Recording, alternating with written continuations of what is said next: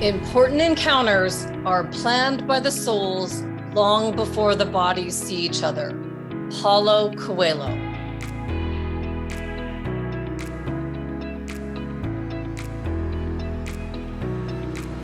For returning guests, welcome back. And for those who are new here, I'm Andrea Samadi, author and educator with a passion for learning, understanding difficult concepts, and then breaking them down so we can all use and apply the most current research to improve our productivity and results. On today's episode 219, we'll be speaking with an award-winning business expert, international best-selling author. She's the host of the Relaunch podcast and the Relaunch on Voice America's talk show network, Hilary DeCesare, who I feel a connection to even before we've met. It will be interesting for me to see how this connection unfolds during the interview and if it becomes apparent. When I received an email introduction to Hilary's work, I noticed that she was on the TV show Secret Millionaire that I've seen, and I find that show really inspiring. I love seeing people give back after they found their way in the world, and Hilary DeCesare definitely has a purpose to help others find their way, which is what her new book and podcast are all about. I had no idea how much Hilary's work would connect with mine, with so many parallels that I hope become apparent in the interview. This is one of those interviews that I know has the ability to completely transform someone who's listening. When ignoring her intuition resulted in fearing for her life at the edge of Niagara Falls, this award-winning Silicon Valley CEO and entrepreneur, Hilary DeCesare, was shocked into realizing she needed a deep reassessment of who she was and why. The answer surfaced where she least expected, with her late mother. In Relaunch, Spark Your Heart to Ignite Your Life, Hilary immerses the reader in a world of neuroscience to uncover a powerful secret that we all harbor, the HQ quotient. This is the power to leverage the 3 H's, the heart, the head, and the higher self. Stay tuned and learn some of the top lessons and personal stories from Hilary, as well as many experts that she'll talk about. Let's meet Hilary DeCesare and see what she can share to help us all to see the silver lining of what's happening in the world today. And for anyone out there thinking of a relaunch, maybe a new career path, or considering a new direction, this is her specialty.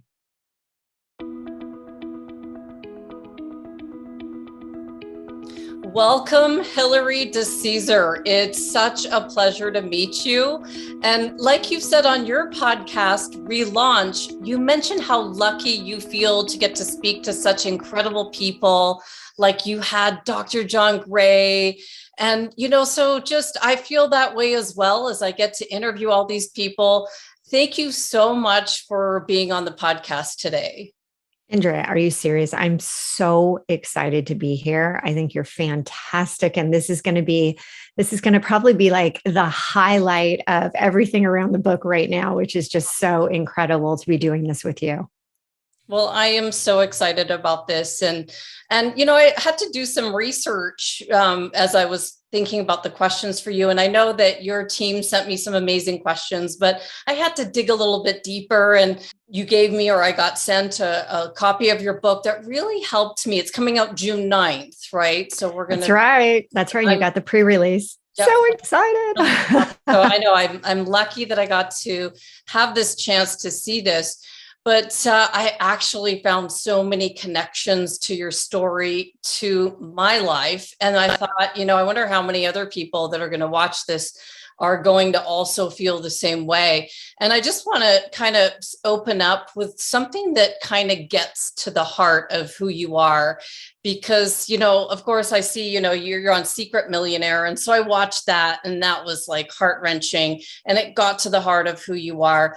But can you share why someone who made their first million at the age of 32 got involved in this work with helping others to see the silver lining, in what many of us would say such difficult times? Yeah, and this is so perfectly like right where I am right now, even. Relaunches, as I call them, happen throughout your life. And There can be really positive relaunches, and then there are the really sad ones. And it seemed like up until really my mid kind of teens, everything was, kind of going along and things are great. And then things changed. And the few things that had happened when I was young, I had really not even thought about as, oh, those aren't that significant. It's not that important. But the compound interest is, right? We always talk about that in business. And finally, after a bout of cancer and after my mom passing and after my daughter being rushed to the hospital for, surgery, and it ended up being gallbladder surgery and they took the wrong thing out. I mean, all these different things happened. And even today, and I say this, in such a way to let people know that even as I sit here, my dad was just taken into hospice. I'm in his home. He's sleeping, so there's nothing I would be doing right now. I've already held his hand. We've already talked. I'll be back at his side. He's probably, going to be around a few more days. And this is the point. We've got relaunches. We've got people that depend on us. We've got children. We've got friends and family. And yet we have work. We have our priorities of, how do we provide for ourselves? How do we provide for our family? And one of the things that I talk often about is, bag syndrome, the bag lady syndrome, and what that's all about, and that there is an innate fear for us to not be able to provide for ourselves as women, especially. Men have it a little bit differently, but even all the way up to Oprah has the same fear, and you've had major success. So when people ask me, they're like, you've gone from high tech corporate world, you've launched companies, you've helped executives and entrepreneurs for over 20 years, yet you keep doing it. Like you keep, and I got to tell you, it's because I keep having more relaunches that I need to help people through. I need to give them the sense that there is that silver lining at the end. There can be. And I'm just going to, I'll let you say a few more things. But one of the most interesting concepts is I have a podcast as well. And it was called the Silver Lined Relaunch. And now it's just the Relaunch Podcast. But we're talking about some of the most horrific relaunches, some of the most like life and death situation. A woman actually was zipped up in a body bag and was like, hey, wait a second, I'm still alive. There are people that have lost, families, lost limbs, lost everything, molestations, just terrible, terrible things. And I always ask, whether it's on air or off, I say, if you could go back and change what happened, would you? And this is the craziest thing. Out of 150, not one has said, yes, they would. Right. Oh, that gave me chills. Definitely gave me chills.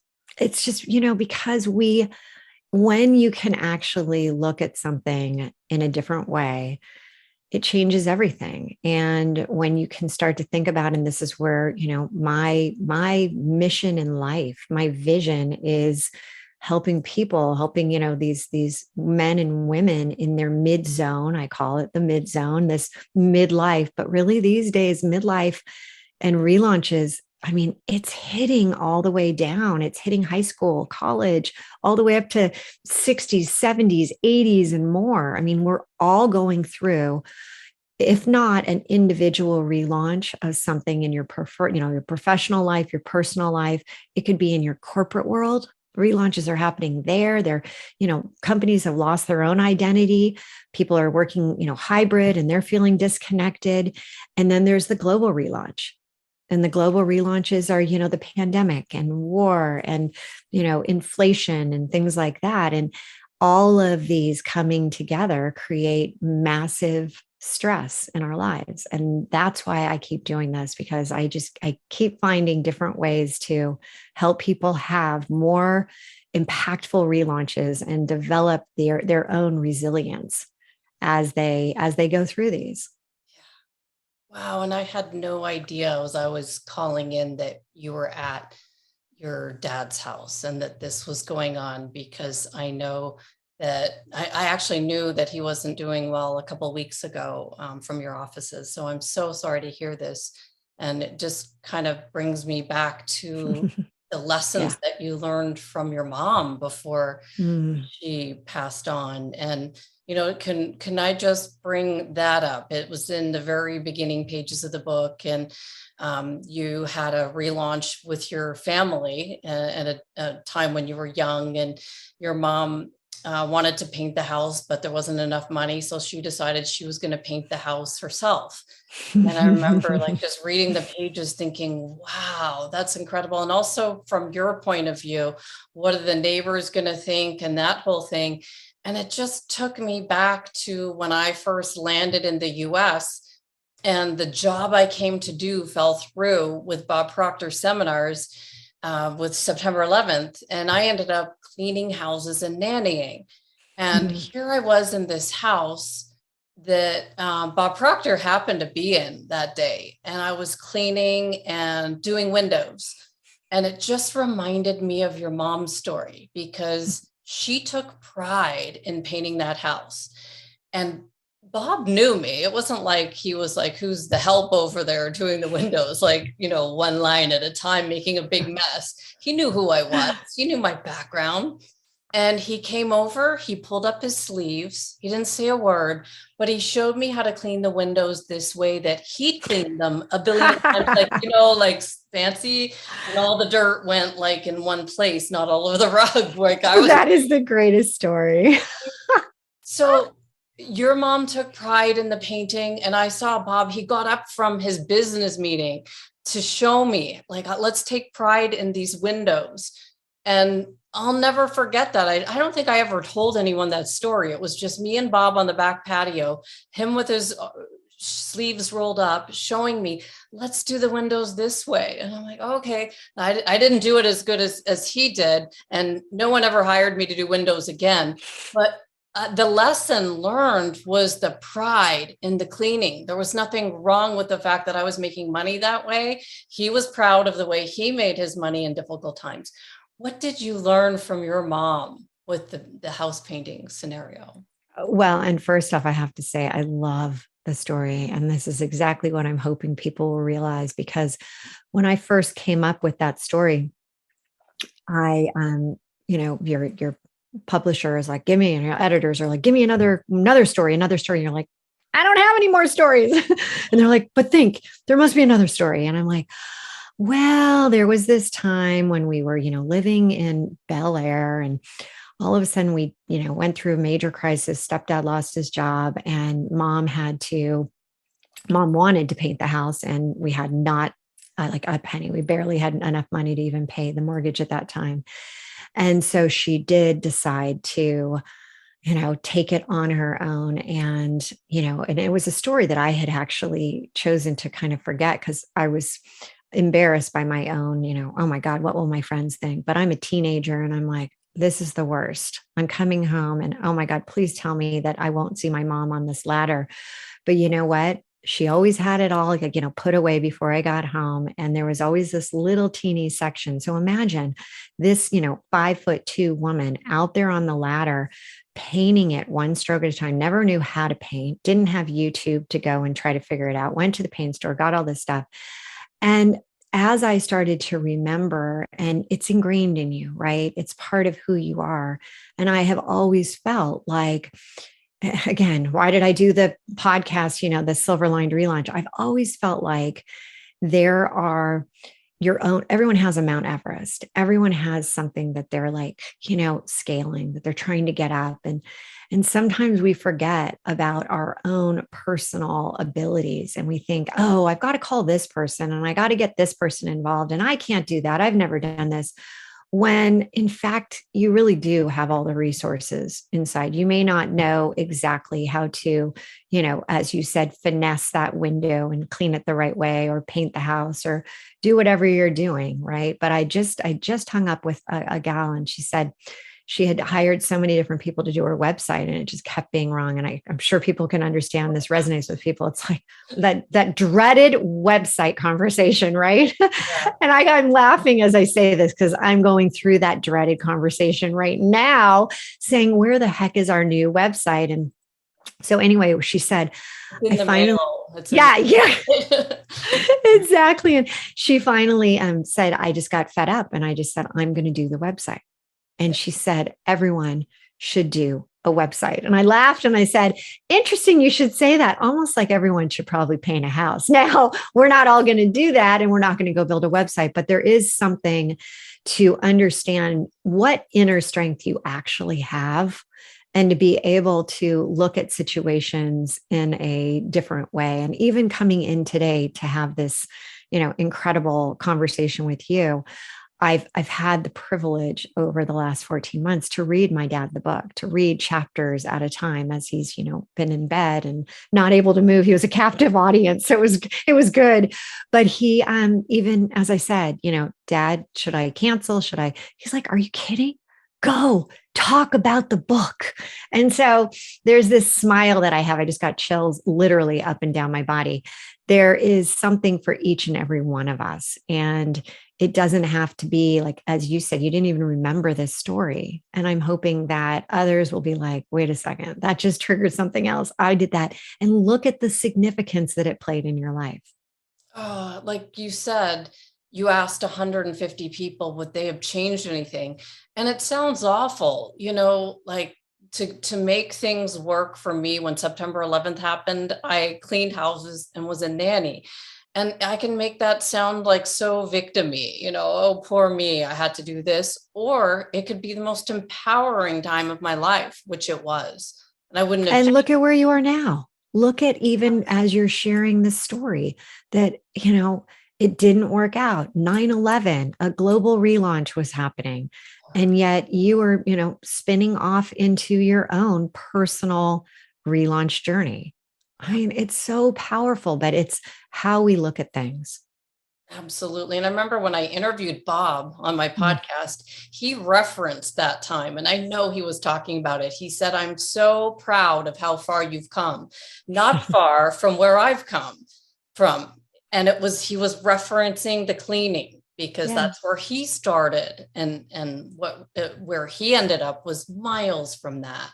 So there's just so many lessons with these stories. And I just think that your book is phenomenal. And I think it's timely. It's at a time when we all need to think about, well, how else can I look at what's going on in the world today? I'm just, I'm overtaken. I am very, I know I'm here in this home, but that's just so incredible to hear the impact and what it's set off in you and how you believe that now this is, so timely. And it is. I mean, I remember, I'll tell you a quick funny that about probably 3 years ago when I came up with the company relaunch. And I remember sharing the name with, quite a few different people. And they were like, I'm not sure about the name relaunch. It just sounds like, I don't know if I really would, really understand what you're trying to do. And now look, right. It's like, I remember throwing out there and literally saying, I want to manifest. And I call it a manifestation magnet. I want to like bring in, I want a magnet like that will bring in the people that I can help and support and work with. And I remember what would the right name be? And it's like, I want that launch pad for everybody. And I want them to be able to, first you gotta climb up those few stairs, right? You got to make the effort. You got to say, you know what? It's time for my relaunch now. And yeah, you gotta walk those steps. You got to take that first, step to say, it's my time. Like, I don't want to wait anymore. I don't want to be in a, loveless marriage or a, really bad relationship with myself or with peers at work or with, somebody in a relationship. Like, I'm done. I want now to live life. We've seen how just it's almost like life every day. Yesterday I'm sitting in Colorado thinking that I'm not going to be flying back to the Bay Area for, at least a couple of weeks until my dad's birthday. And then all of a sudden I get the call. And not that I want people to be like worried about getting the call. I want them to be present in the moment to say, how do I take the feeling of being stuck, being overwhelmed, being like in this like position where I don't have joy. I don't have the level of joy. I don't have the energy that I want. I'm in the, as you said, the victim mindset. How do I change that into a victor? And it's that one step. Take that one step to get to that, to get to the platform. Once you're on the platform, hey, then it's like, it's go time. It's time to like launch this thing. It's time to look at your life and say, you know what? You don't just have to have like a lot of times people think one area is like, well, my business is really working, but my relationship, my social life, my personal life, sucks. But hey, I got my business is going. And it's like, you know what?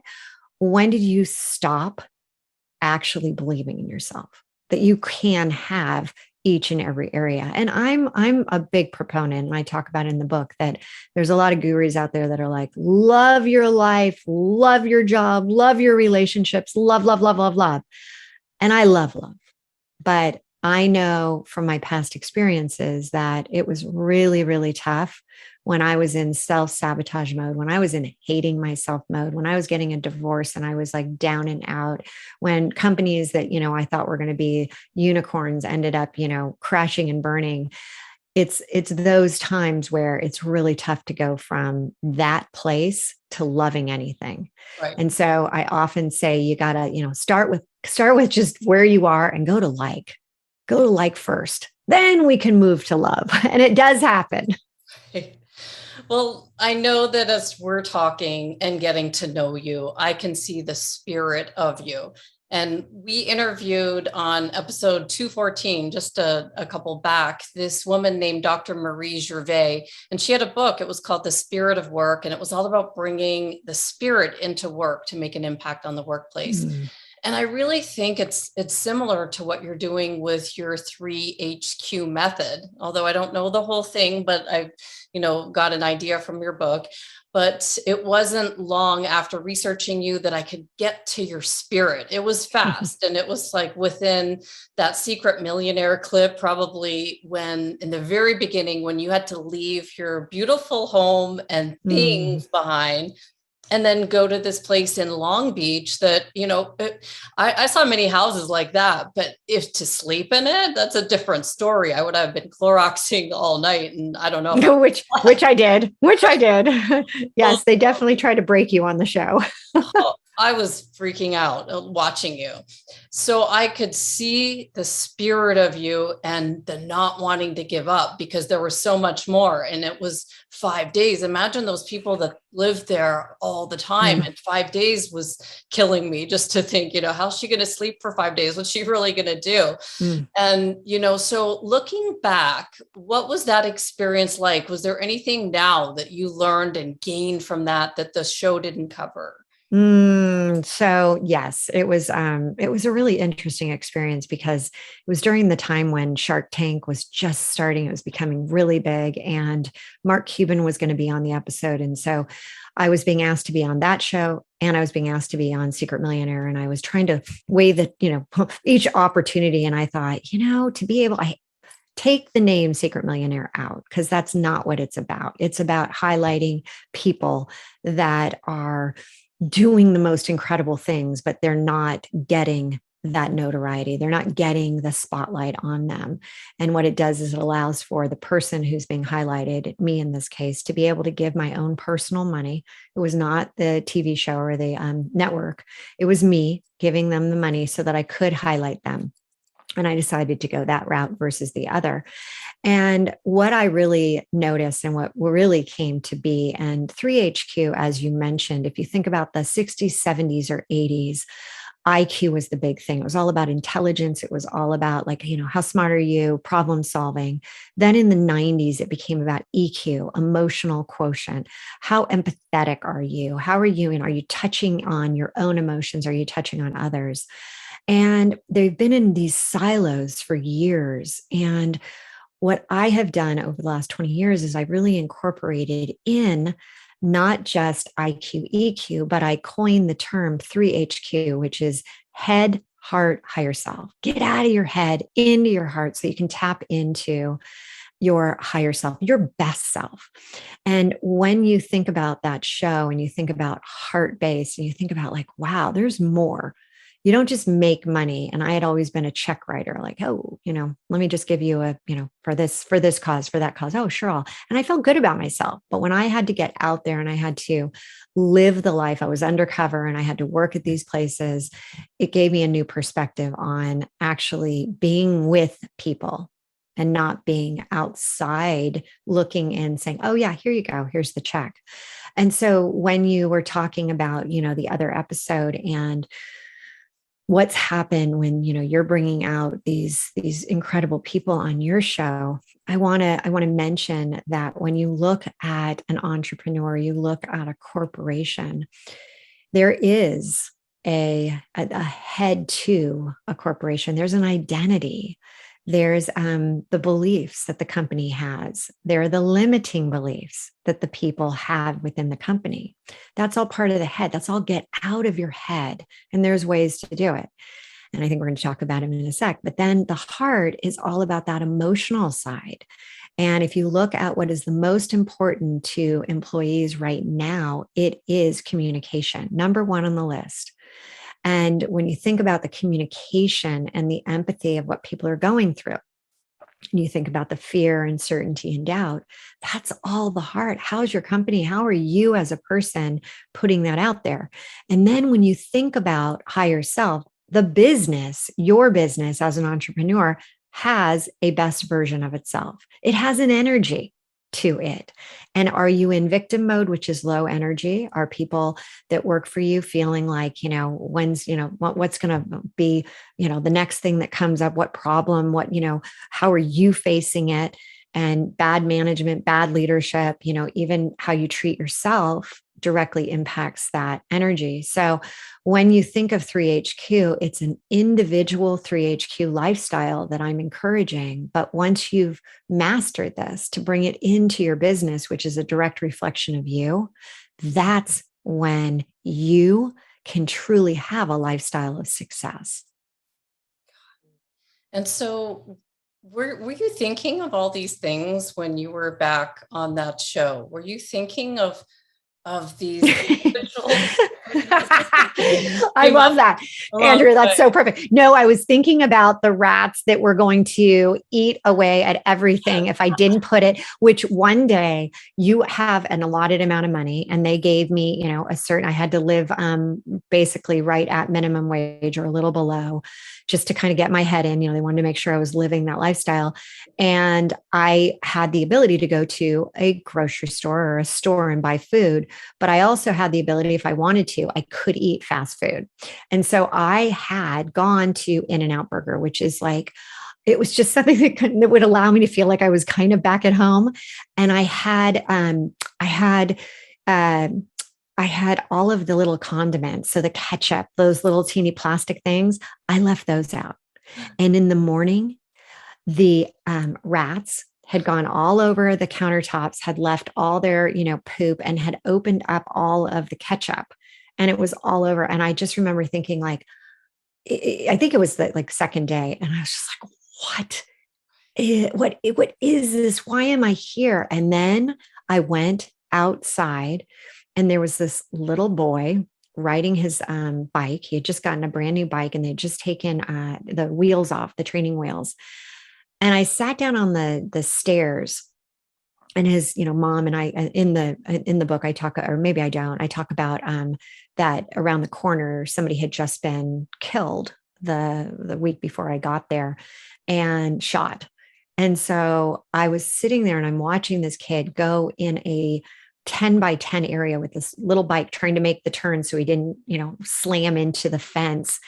And we just started talking and hearing him just, talk about, how amazing his mom is. And yeah, she's inside and we're going to go do this today. And I'm like, people are people wherever you are. And for one person, that 10 by 10 concrete with the fenced in yard with nothing else was, it was his nirvana that day. He was so excited to be on there. And for another, it's something else. But what it really woke me up to was the heart based, we're so in our heads all the time. We're so like just, overthinking everything and not leaning into how does the heart really matter? And you talk about self-love and self-reflection. It is so important, more important than, anything else that you can practice. It's getting from that, self-sabotage to liking yourself, to loving yourself. And it does open up.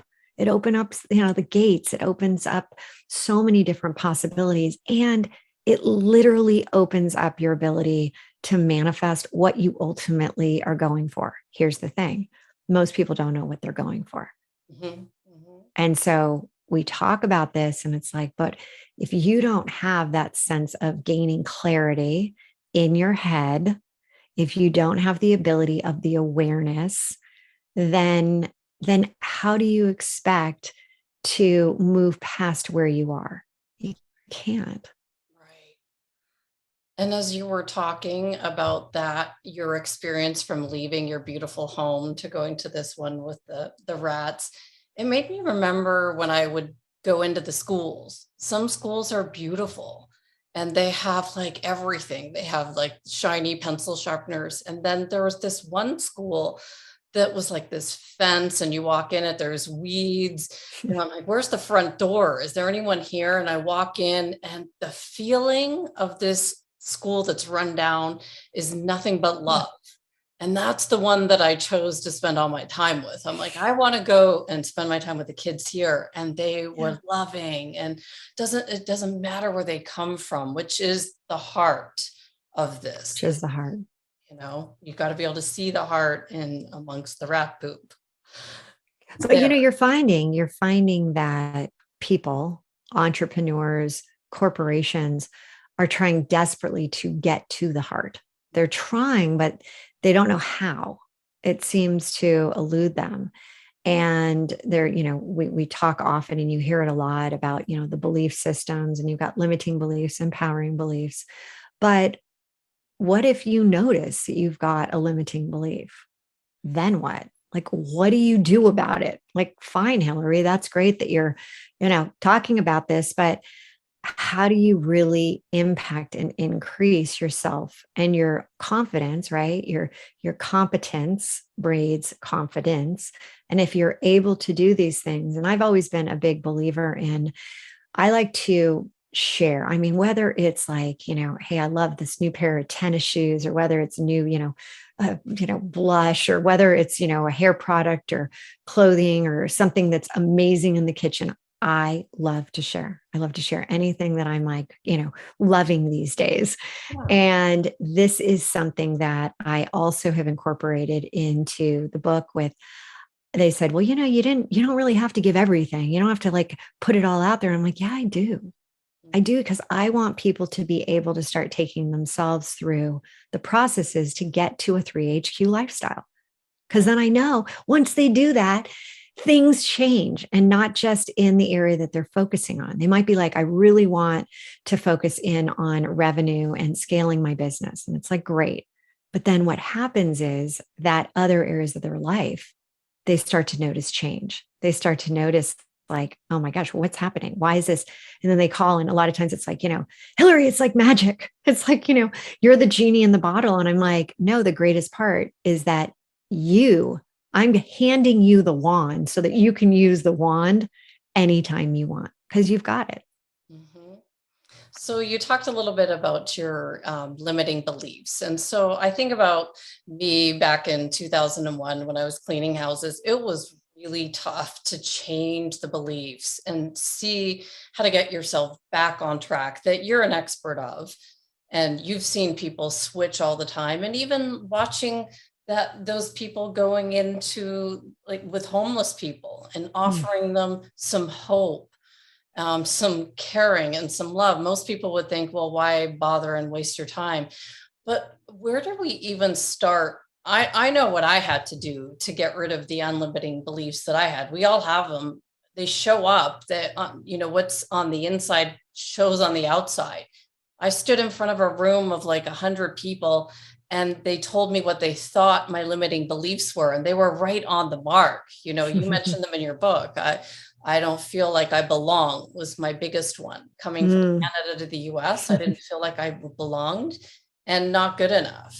And, surely that took a long time. Now I don't feel that way, but it took a long time. What is your strategy to help someone with limiting beliefs get past it?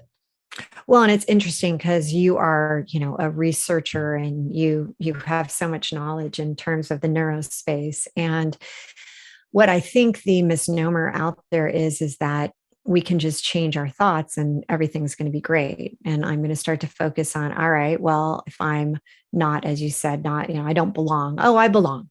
I belong. I Yeah. belong. And unfortunately, willpower is not going to get you there. And that's kind of where a lot of the strategies fall flat. What I came up with is I came up with a word called bugs, and it's beliefs underground surfacing, bugs. And where our bugs are where we aren't where we thought we would be at this time. So maybe it's in your relationship. What's going on there? Maybe it's that you don't have that, successful office, or you don't have that, C-suite job, or you don't have, right now the funds, the finances to pay for things that you've always thought that, I should be able to do. Should. Any of those usually can help you identify what your bugs are. And once you start to identify, like, I'm too old, I'm too young, I'm not experienced enough. When you can start to really look at these, I'm really not lovable. Look, I've had a bad marriage. I got divorced. I've never been able to keep a man. I've never been able to keep a woman. All these different things, I'm always in debt. These are your limiting beliefs. These are your bugs. So once you identify that you have bugs, it's like, great. This is not something negative. It's like, oh my God, Hilary, look at all the bugs I have. Look at all these things. No, it's time to be like, great. You have just officially gotten yourself, which I call hell in the hallway. Hell in the hallway is when you keep pushing away your bugs, you keep putting behind doors. But guess what happens? As bugs do, they go underneath the door, they go through the keyhole, they find their way out and into the hall. And so it might be a small leak initially, like the small little, one or two, but then it could be like you leave something out on the kitchen table and in the morning, it's just a massive, like, it's almost like you've got these lines of, ants that are all over the place. And so once you figure out that, yeah, I have them, then you're like, okay, you're one step closer to your own success, which is so great. And then I have a process called the belief blasters. And that actually is outlined in the book, and I walk you through it. And I like to do it super simple. And, I'm all about, like, make it simple so that people can actually do it. And it's something that I have been doing. I've been doing it in relationships with people, like, finding love again after divorce, getting yourself and your business to 6-figure, 7-figure, 8-figure. We even had somebody just recently sell their business for 250 million. This stuff works. It works no matter what. It's once you free that space up, once you get rid of the bug, you put in, instead of a limiting belief, you put in an empowering one, then it opens yourself up to your own version of success. What do you really want? Like, don't hold back. There's no reason to hold back. If somebody else is accomplished, if somebody else has this, if somebody else is doing this in the world, then the universe doesn't know the difference between them and you. You're holding yourself back with your limiting belief. And let's change that. So how would you identify those unlimiting beliefs? Like, I remember when I had people tell me, it was like, oh, that feels right. It took some time to take it in. I wasn't walking around going, I don't belong here. Obviously that's what I wanted.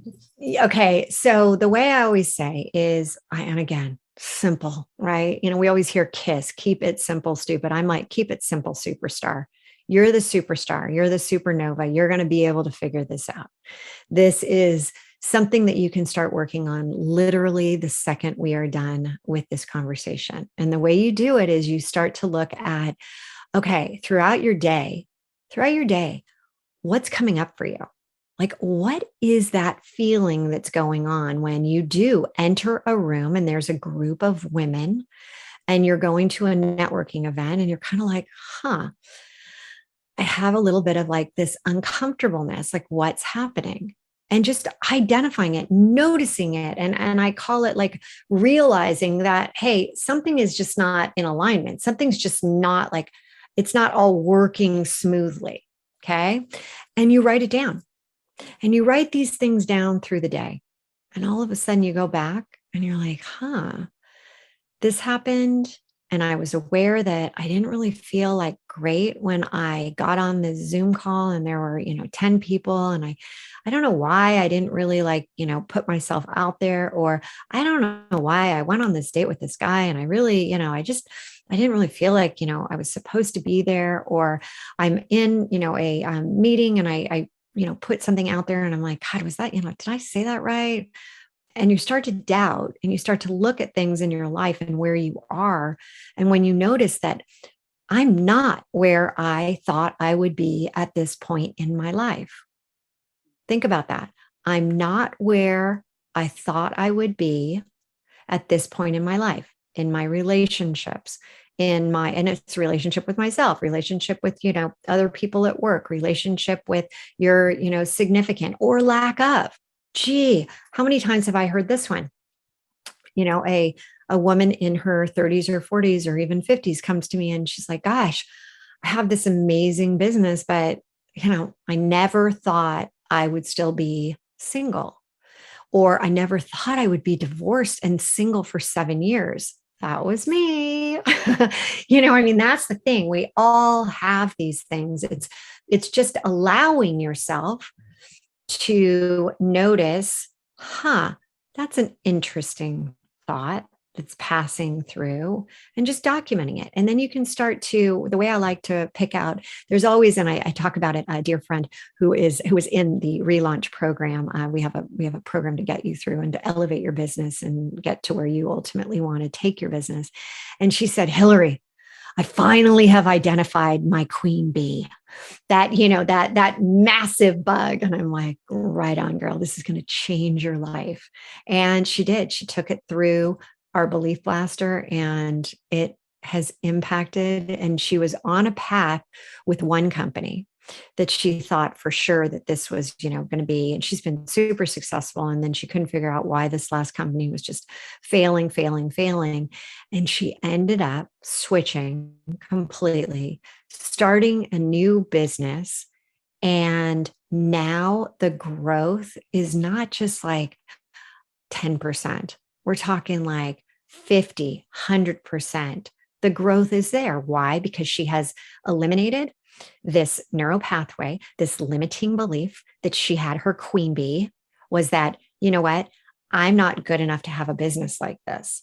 I, came out of corporate. I have an MBA, but I can't do a entrepreneur type of, and why was that? It ends up being like, dad was not supportive, never thought that entrepreneurship was going to, all these different things that surfaced.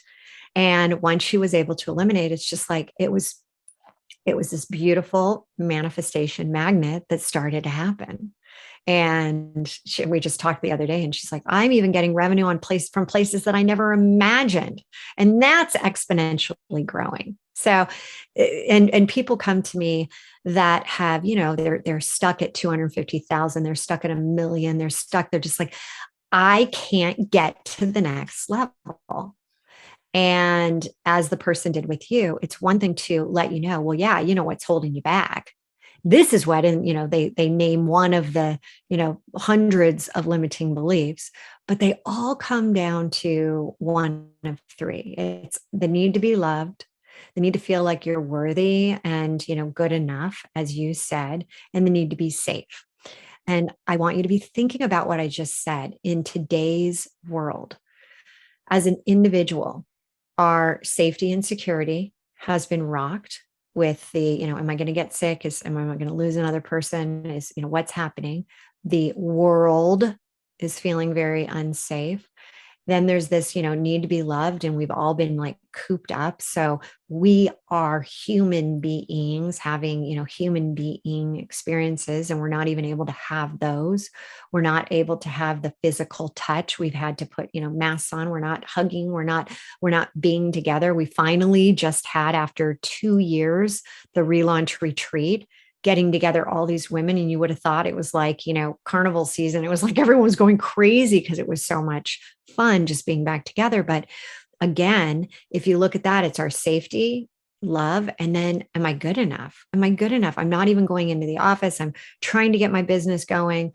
I'm, trying to, whatever it is with your relationship, I can't get out there. I'm single, online dating. And so every area of the core three of the limiting beliefs that everything feeds into, it's like tentacles, we're all being relaunched in such a significant way. And I mentioned at the beginning of the show, globally, business-wise, personally. And without a framework like 3HQ, and part of the framework 3HQ, the head is all about bugs. It's all about the belief blaster. That's the whole like main component, and identity. That's all part of the head. But I've mentioned that it's you and your business. Your business has an identity. Your business has a brand. Your business has an energy. It's just, and it has an emotion to it. It has your values. And when you're off center, then it moves over into every one of the areas of 3HQ. Oh my gosh, this is really powerful, Hilary, and so important right now. So I want to ask you a question about something that you said about being invisible to be visible if you're going to have success in your personal and professional life. Can you explain that? Because it's beyond what I can imagine. So I think the easiest way to explain it is we live in a world that every place, everything we are around is telling us to be visible. Get out there, post, social media, how's it going to go viral? Get out there, get out there, get out there.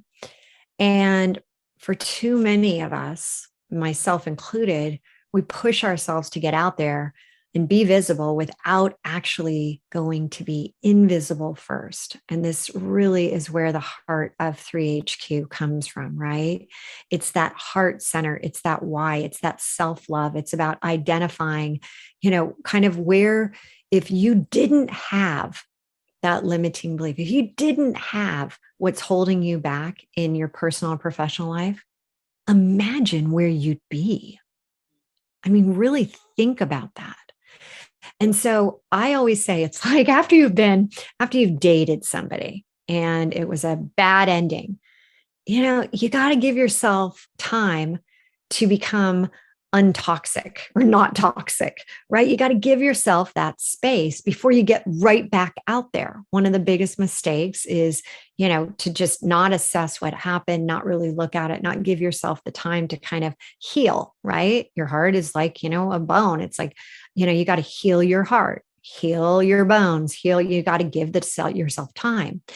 And so when I think about now, these days, and having to go out there and be visible on the spot and have not really assessed your own relaunches right now, where you are in each of the different, personal and all those different, quadrants, the, relationships and yourself, and how you are, from the traumas that have happened. And by the way, the last few years has caused some people to wake up and realize, like, wait a second, this has tapped into something that I wasn't even like, what great resignation, right? 50% is just moving on. They're like, wait, I got to do something. What's my purpose?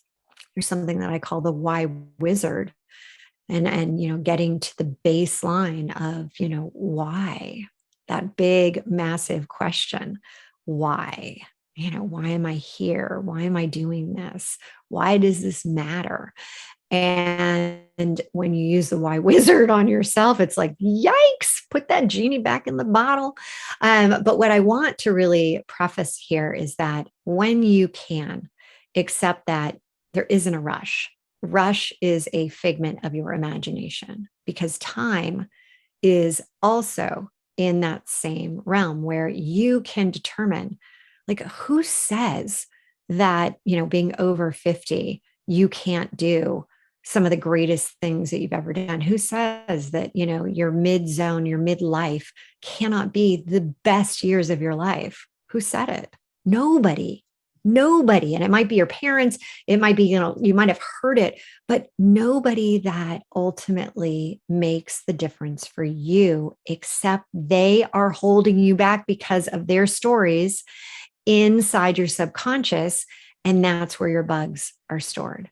So when I say, nobody, it's like the only thing that really matters is, what do you think? And if you're living somebody else's bug, if you're just taking on those bugs because they're hereditary bugs, imagine being the exterminator, being the ghostbuster of your own belief system, and what that would actually do for you. So go and really dig deep into the 3HQ so that you can be invisible. And it's not that this has to take very long. It doesn't. But when you do this work, then you can be visible and have it really be an impactful, like, wow, you never imagined how impactful this can be. And that ties into really what I call the G zone, the genius zone, your grateful zone, your great zone, and last but not least, the gratitude zone. And gratitude is something that, for me with the show, is writing a check, right? That's what I did before. But what I learned is that was visible. That was visible. Here's the check. Hey, good luck. Yeah, keep me on the list. Send me that newsletter. Great. See you next year when you reach out again.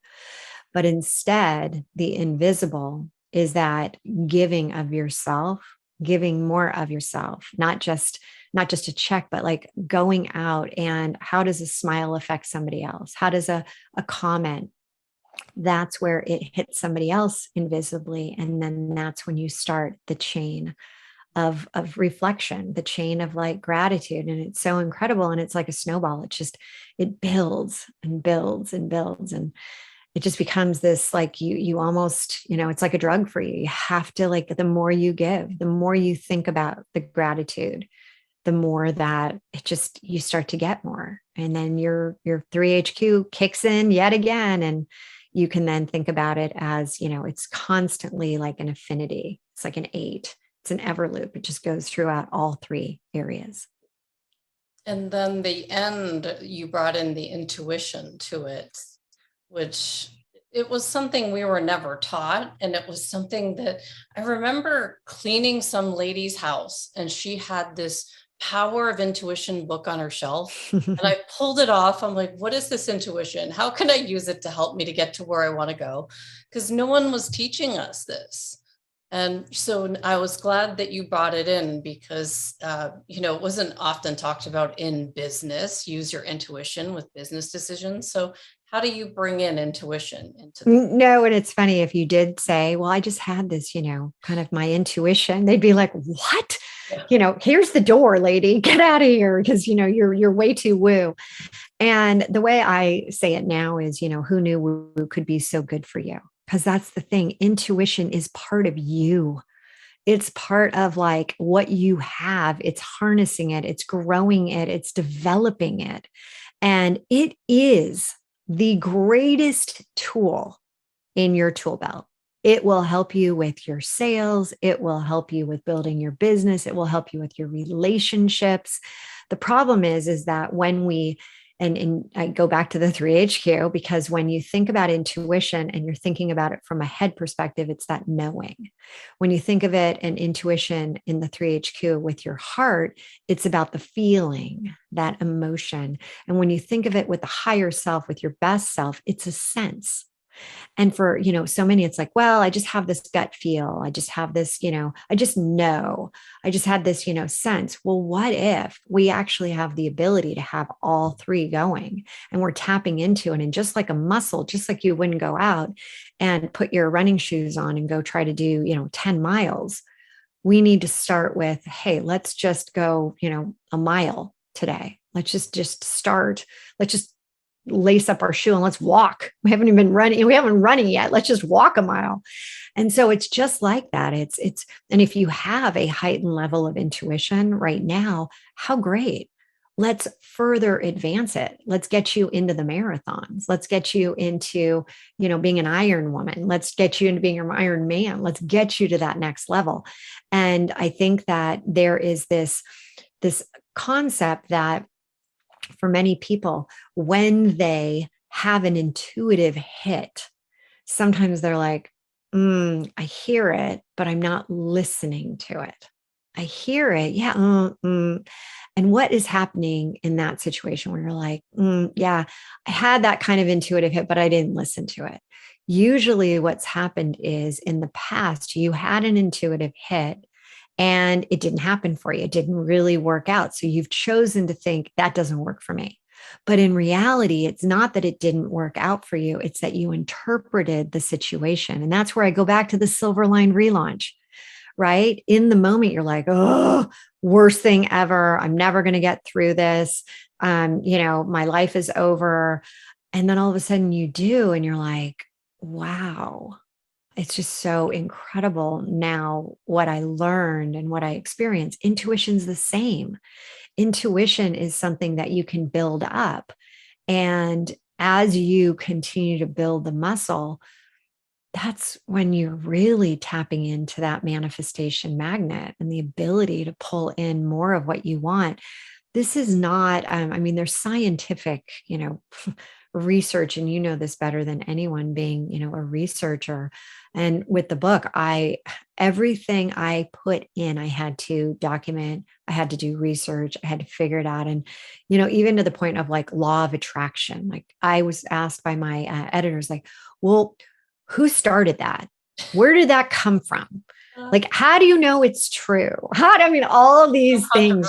Too, that question. The power of intention. Well, how do you know there's a power of intention? It was just so good for me to have to defend my stance and say, for those that aren't harnessing the universal laws, the power of your own intuition, I would ask you, why aren't you? Why are you using like techniques in your business that are knowledge, that are learned, but yet there are things that are naturally gifted to you? It's like if you were all of a sudden you picked up a ball and you were playing tennis and you're like, oh my God, I'm really good at it. I'm really good at this sport. And then you're like, I'm never going to play again. I was really good, but I don't want to touch that sport again. It's like, harness it. So the power of the pause in your intuition is kind of that first step. You just have to like, wait a second, is there something? And maybe you're like, is there something? Right. And so you say pause first, and it's a 5-step. It's super, super awesome. And it's literally like, you can do this again, starting right after we get off, but it's like, first step is just pausing. Just like, and it can even be when you're like using the restroom, you're just pausing. And you take those few breaths. And why are you doing that? You're getting more oxygen in. You're pausing yourself. You're focused on that inside. I always think about light coming in, the darkness of like whatever you're dealing with, all the different problems coming out as this dark, just in, out. And then you ask that like question that's like nagging at you. What is it? If you had the answer, what would it mean to you? So you ask that one question. You don't ask like, hey, and what about this? And what about that? And there's all these different things, because then you get into that state of confusion again. You just like start simple with asking like one question. Hey, is there an area that right now I should really be focused on in my business to increase revenue? And then here's the other thing. Again, you've heard me say this. You need to wait and hear what's coming back, and then listen to it, right? So many times it's like hearing it and whoop, Oh, yeah, yeah. Ooh, I once thought about that project. I thought about doing that, but I didn't do anything. And then the last step is taking action. And it doesn't mean you have to go like, power through the whole plan. It's just one thing to acknowledge that you're on the way. I'll give you a great example. I was over the last week, lots of things are racing through my mind as I'm putting out the book. And there is a concept that I am going to be putting out to market, and it's in that higher self area. And it just was like, boom, somebody said something, it triggered something in me. And I'm like, oh my gosh. So I sat quietly, I paused, and I'm like, all right, I took my deep breaths. I then asked the question, like, what should I do, like, to really start this journey for this? And I sat there, and it's like too many times we're like, is this, am I really hearing it right? Don't overthink it. What came to you? It's not like it has to be something that, takes 30 minutes of meditation. It doesn't. Did something come to you? Just again, we're building this muscle up. And then once I got that, like, boom, and it hit me hard, I then literally got up and I called this one person that I absolutely know has the, means to get me into this other. And that's what I mean by action. It's like, you got to start. You can't just be like, oh, let me put that on my pad and let me get back to that later. You want to be saying to your intuition, yep, I heard it. I'm moving on it. It doesn't matter if it's huge, small, whatever. You just have to let your intuition, because then it starts to build, right? It builds on each experience. Got it. Well, I can't miss but bringing up the fact that John Assaraf did your foreword, and he's the king of relaunch. I met him years ago when he was doing this cloning for business success event, and he ended up coaching me personally to help me do my relaunch when the school said you've got to go towards the direction of neuroscience. And I thought, well, who's going to help me? And so John helped me, and then that's how I met Mark Waldman. So how did you meet John? Did you know him already, or did he just randomly say, I'm going to write your foreword for you? No, I have been blessed to know him for now probably about, oh gosh, 10 to 15 years. And it really happened. It was very circuitous, but it's such a great story. It could have been in the book, in fact. Maybe it'll be in the next one. I can't believe I just said that. Anyway, where this came is I was in a very down and out moment in my life. I had just gone down to see my mom in Orange County. And I had just really, I think it had just really hit me that I was getting a divorce and I had these 3 little kids. Something significant happened at work, and I was just like feeling deflated. I was like, this everything is just like, I was like reaching to try to even think like, what is good in my life? And my mom, I was visiting her, and I remember I was in her, she had one other room, and it was a twin bed, and I'm in this little teeny bed. She comes in and she says, okay, Hilary, let's, come on down. Let's have a glass of wine. Let's sit and talk. And I said, I don't want to. And I always love the time of just talking to my mom in the evenings. And she said, okay, I am going to give you something, and I want you to read it. And when you're done, let's have a conversation. And I'm like, the last thing I want to do is read a book. So she comes in and she drops on the bottom or the back, the end of the bed, the book, The Secret. Mm-hmm. And I read it in one sitting. And in the book, it talks about, all these different people and how they were able to manifest things and law of attraction. And so I said, after I was done reading the book, I'm like, all right, I'm going to try this thing called the law of attraction. And the person who really stood out to me in the book was John Assaraf, because of his story about he was, in just a down and out way. And he changed his whole life around by, working with this gentleman and all this. And I want to meet that guy. And then I thought to myself, in addition, I don't just want to meet that guy. I want to work with him. And oh, by the way, I don't just want to work with him. I want to be one of his coaches that coaches his top entrepreneur CEOs. So 6 weeks later, I am at an event, and I look across the room, and there's John. And for me, it was like, I mean, my chin opened up. Like I was like, oh, are you kidding me? I felt like John was my best friend. And I literally walked up to him as if we had known each other forever. And I'm like, okay, crazy. It worked. I can't even believe it. And he's looking at me like, I don't know this woman. And she's acting like she knows me really well. He's trying to be respectful. And it was just one of those times we became super good friends. He lives down in Southern California, and I go down there once a year to this place called La Jolla. I've done it since I was 5. And we ended up meeting, and he ended up being my coach. And then I was invited in to coach on exactly what I had said and what I had done, which I forgot to tell you.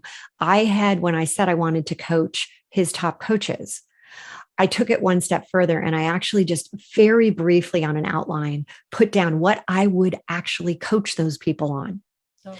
And when it happened, I was like, oh, and it didn't happen like, 6 weeks. It happened, a few years later, but it was just the most incredible. And I'm like, you know what? There has to be a way to turn the spigot on, to make this now happen so that people can see. And I was a corporate girl, Oracle, 10 years, hardcore boys, club, Silicon Valley CEO. I mean, I was all that. And I was not using what was naturally available to me. And now I'm like, I feel like I'm screaming at the top of mountaintops, like, hey, here's what you need to do. And here's how you do it. Here's how you actually manifest. Here's how you become that manifestation magnet. Well, I love how you've got the heart, and then we get out of our head, and then we get to our higher self. I think it's a really powerful formula. And so is there anything that I've missed? I just kind of feel like I've summed up what you've said. We get to our higher self through getting to our heart and out of our head. How would you say, what would you like to leave people with the launch of your book coming up June 9th? I think that the title of the book, Relaunch, Ignite Your Heart. I'm sorry. I'm like, that didn't sound right. I'm looking through, I'm like, no, that's not it. It's spark your heart to ignite your life. And so here's the thing that I want to leave you with. Not that I can't remember the title. That's not it. But what I want to leave everybody out there with is that a lot of times we've been dormant. We've our spark has just burned out. It's fizzled. And we don't know how to get it going again. And if you think about a spark, it doesn't have to be this major, massive fire. It can be just a minute of that initial spark. And so what I would ask everyone to think about is that in that heart to the head, to the higher self, are you holding yourself back in your head? Are you not allowing yourself to really tap into those emotions, that heart center? Are you kind of sabotaging yourself to such a degree that you can't get to the next place? And then what's your energy like?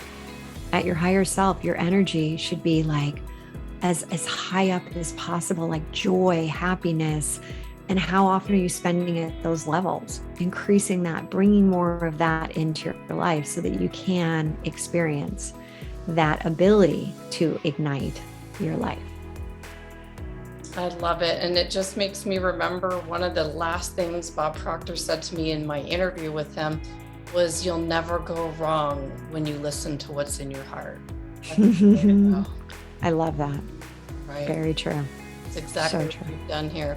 So Hilary, I want to thank you so much for meeting with me today on the cusp of your book launch coming out June 9th. I was very much impacted by your work, looking at what you've done with Secret Millionaire, and then taking that heart and putting it into a formula to help people relaunch their lives. And I can just feel the heart and spirit of your work. And I know you're going to continue to help others reach new heights, just like we've had others reach in and help us to get to where we are. We always need to relaunch our lives. So I'll put all the links to your launch that you're going to do in the show notes, and people can join this launch that you can actually follow. You're going to do a Zoom event. Is that Is that right? Yeah. And probably the easiest way is to grab your phone and text to 55444. Simple as that. Just text 55444. And in the body of the text message, put relaunch. And we will send you links. We'll send you everything to get involved in our launch parties and free workshops on the 3HQ. It's going to be really an incredible next 30 days and continuing on, because this is going to be something that we're going to be doing a lot of. Well, thank you for helping us to all find the silver lining. Thank you. Thank you again, Andrea. I really appreciate it. So my final thoughts to wrap up this interview with Hilary DeCesare on her new book, Relaunch. If you're in a place where you think you could be more for you, whether in your personal or professional life, I think the strategies that Hilary outlines in her book could be a really good starting point. I do hope that you'll join her launch and grab her book. In part 1 of her book, On the Heart, you'll see the story of Hilary's mom painting the house, showing us all how to move from the heart to the soul and examine our work to see if we take pride in what we're doing. In part 2, we move to our head and look at the relaunched flip, where we go from being a victim with our story to a victor. And then we eliminate those bugs or those automatic limiting negative thoughts that we have. We'll see how using all the H's, our heart, head, and higher self, are all connected and open up to pathways that will connect us to others and new life experiences. Without a balance within all these 3 H's, it's really difficult for us to reach our highest potential. In part 3, we look at our higher self, and then we learn how to use our intuition to find answers from within so that we can really trust the decisions that we make. I thought of all the many times that I've had to reinvent myself, and I was lucky because I was able to do so quickly as I had access to so many programs through the motivational speaking industry that I worked for so many years. And Hilary's book covers everything I've ever seen. She goes from John Assaraf to Bob Proctor's work to Carol Dweck on mindset and even Dr. Daniel Amen. Her book covers it all. I'll close with a quote from John Assaraf, who helped me many years ago to relaunch when I needed to move in the direction of neuroscience. He says, "If you're not in touch with who you really are and know there is way more you can do and achieve, Hilary DeCesare shows you how to put yourself on the path to not just manifestation, but transformation starting from the inside out." Read the book, apply its lessons, and watch your life soar to heights you've only dreamed about. John Assaraf. I'd love to know if Hilary's stories resonate with you like they did with me. We all have the ability to relaunch and come out stronger on the other side. I'll see you next week.